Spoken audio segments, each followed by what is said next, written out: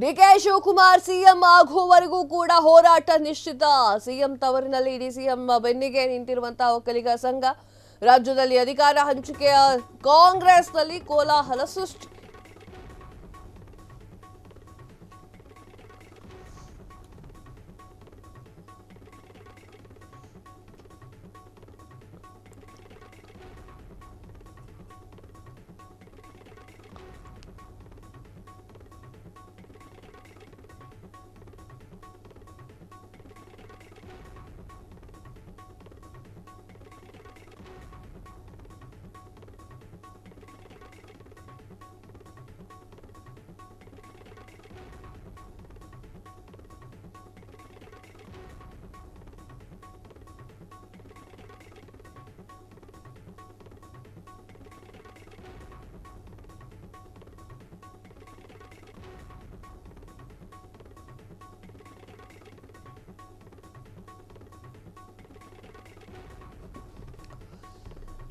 DK Shivakumar CM ಆಗುವವರೆಗೂ ಹೋರಾಟ ನಿಶ್ಚಿತ.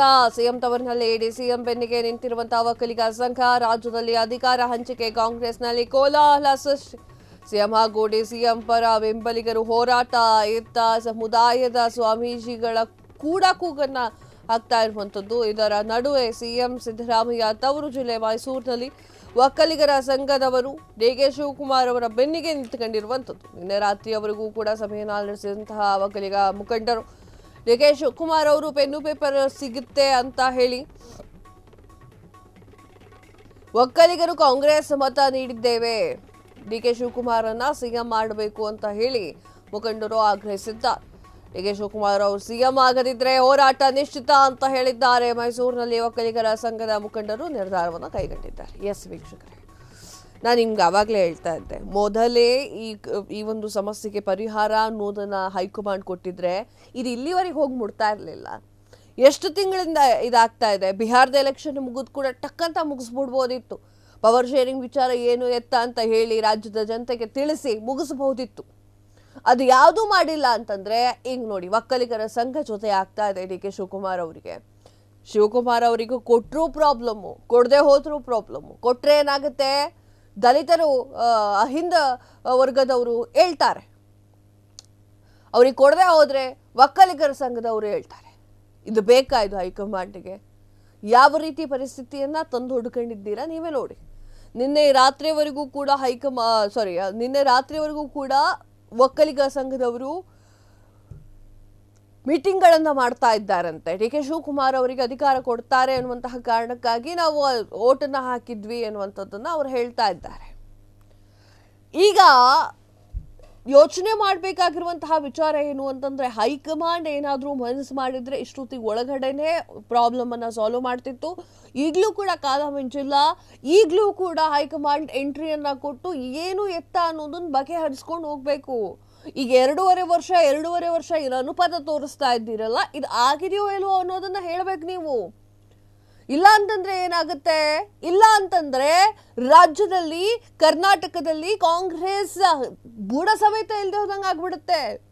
ಕಾಂಗ್ರೆಸ್ ಅನ್ನ ತಮ್ಮ ಹದಬಸ್ತಲ್ಲಿ ಇಟ್ಟುಕೊಳ್ಬೇಕು, ಜನಗಳನ್ನೆಲ್ಲರನ್ನೂ ಒಗ್ಗೂಡಿಸ್ಬೇಕು, ಕಾಂಗ್ರೆಸ್ಗೆ ಜೈ ಅನ್ಸುವಂಗೆ ಮಾಡಿಸ್ಬೇಕು ಅಂತಂದ್ರೆ ಈ ಗೊಂದಲಗಳನ್ನ, ಈ ಗಂಟುಗಳನ್ನೆಲ್ಲ ಬಿಡಿಸ್ತಾ ಹೋಗ್ಬೇಕು. ಡಿಕೆ ಶಿವಕುಮಾರ್ ಅವರ ಪರವಾಗಿಯೂ ಸಾಕಷ್ಟು ಜನ ಧ್ವನಿ ಎತ್ತುತ್ತಾ ಇದ್ದಾರೆ.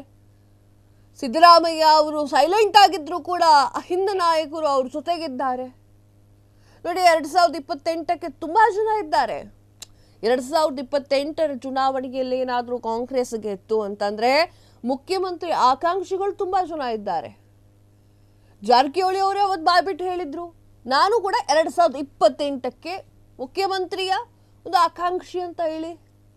ಆ ಒಂದು ಕಾರಣಕ್ಕೆ ಡಿಕೆ ಶಿವಕುಮಾರ್ ಅವರು ಇವಾಗಲೇ ಕೇಳ್ತಾ ಇದ್ದಾರೆ.